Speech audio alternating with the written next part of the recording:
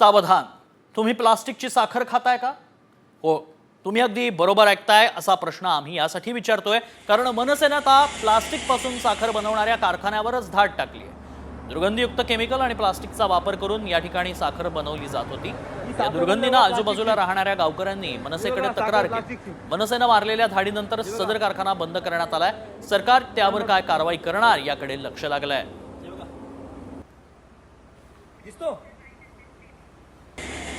गेल्यानं समजलं आम्हाला त्या प्लास्टिकमधून बारीक बारीक दाणे साखरेचे निर्माण होत होते आणि जेव्हा कंपनी चालू असताना भरपूर सारा वास, भयंकर वास होता.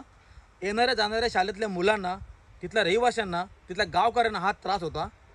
तर आम्ही बघितला तर ह्या कंपनीपासून, गावापासून कंपनी कमीत कमी 5 किलोमीटर पाहिजे, तर गावाला लागूनच कंपनी आहे. त्याच्यामुळे हा त्रास निर्माण होतोय. आणि मला एकच बोलायचं आहे, कुठलीही कंपनी असून ते केमिकल ती गावापासून 5 किलोमीटर लांब पाहिजे.